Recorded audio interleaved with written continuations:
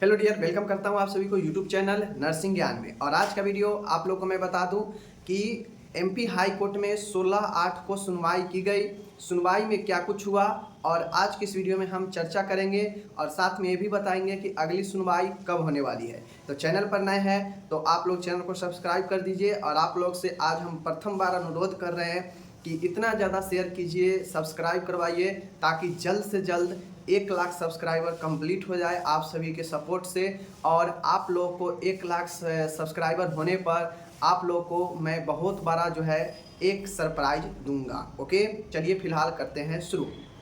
सबसे पहली बात है कि मैं आपको बता दूं कि एमपी हाई कोर्ट में केस चल रहा है, आपको पता है, ठीक है। 10/80/2000 जो है आपका 22 वाला ही केस चल रहा है, ठीक है।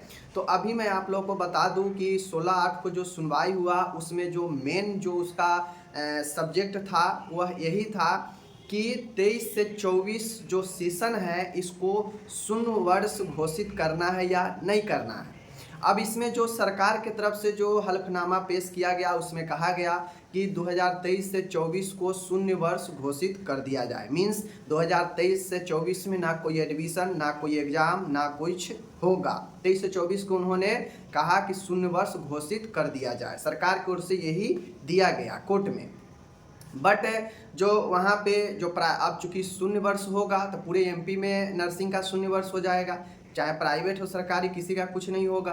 तो ऐसे में जो 23 से 24 जो है उसमें जो प्राइवेट यूनिवर्सिटी है, जो प्राइवेट यूनिवर्सिटी से बीएससी नर्सिंग वगैरह कर रहे हैं, तो वैसे में उन कॉलेज, उन यूनिवर्सिटी वालों ने इस पर जो है क्या किया, अपना जो है दलील दिया। उनके जो वकील है उन्होंने दलील दिया कि नहीं, ऐसा नहीं होना चाहिए। अगर 23 से 24 अगर ऐसा हुआ, हम लोग को कोई इसमें जो है गलती नहीं है, हम लोग को भी जो है इसमें भुगतना पड़ेगा, इसका जो है मसला दिक्कत हो जाएगा फिर। तो इसलिए कोर्ट ने कहा कि ठीक है, ऐसी बात है तो फिर आईएनसी बताए कि क्या आईएनसी अपने जो निर्धारित कट ऑफ एडमिशन का डेट होता है, क्या वह एडमिशन का डेट आगे बढ़ा सकता है या नहीं बढ़ा सकता है। तो अब 23 से 24 शून्य वर्ष घोषित होगा या नहीं होगा, यह पूरे के पूरे आईएनसी के ऊपर अब इसको जवाब देना है। आईएनसी के भी वकील वहाँ पे जो है मौजूद रहे।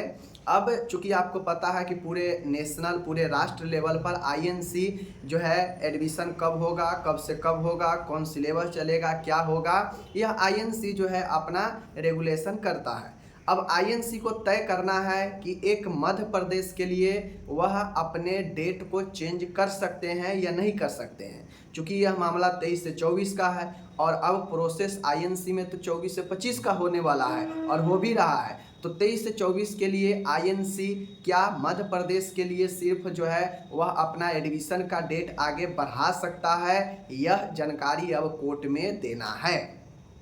कोर्ट तभी इस पर निर्णय लेगी जब आईएनसी डिक्लेयर कर देगा कि हाँ, हम जो है डेट बढ़ा सकते हैं 23 से 24 के लिए, एमपी वालों के लिए सिर्फ हम बढ़ा सकते हैं। तो उम्मीद है कि आपका जो 23 से 24 है एमपी में वह भी चलेगा। वरना अगर आईएनसी सीरियस से नकार देगा कि नहीं, अब मैं डेट नहीं बढ़ा सकता हूं, अब सारा काम 24 से 25 का हो रहा है, तो फिर 23 से 24 शून्य वर्ष होने में जरा भी देरी नहीं लगेगा। क्योंकि ऑटोमेटिक तौर पर सरकार ये चाह भी रही है कि शून्य वर्ष घोषित किया जाए, डिमांड भी रखा है कोर्ट में। अब आईएनसी जिस तरह से अपना फैसला सुना देगा उस तरह से जो है कोर्ट फैसला सुना देगी।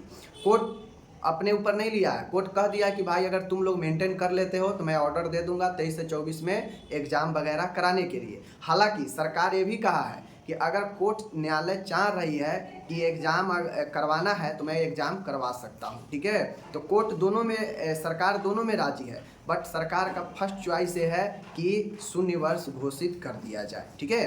तो सरकार का फर्स्ट चॉइस यही है कि शून्य वर्ष जो है डिक्लेयर कर दिया जाए 23 से 24 का, कोई कुछ ना हो उस ईयर में। लेकिन अगर कोर्ट से निर्णय आता है कि नहीं, एग्जाम करवाना है सबका, तो फिर जो है वह सरकार ये भी कहा है, सरकार की तरफ से वकील, कि हम तैयारी है, एग्जाम भी ले सकते हैं अगर न्यायालय हमें आज्ञा यानी ऑर्डर दे देगी। तो ये बातें हो गई।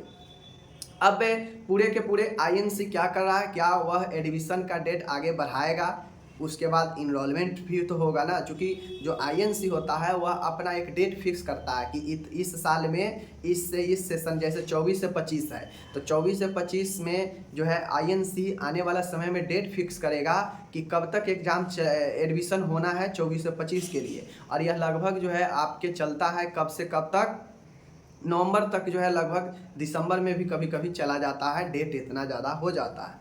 अब आईएनसी क्या करेगा, अब कोर्ट के द्वारा ये कहा गया है कि अगले सुनवाई से पहले सभी लोग अपना हल्फनामा दायर करें और बताएं कि अगर एग्ज़ाम लिया जाएगा तो नए छात्रों को कैसे दूसरे कॉलेज में शिफ्ट किया जाएगा, ठीक है, कैसे कम समय में इतना सारे स्टूडेंट को मेंटेन किया जाएगा, एग्ज़ाम कैसे लेंगे, क्या संभव है, वो अपने तरीक़ा से हल्फनामा दायर करेंगे अगली सुनवाई से पहले।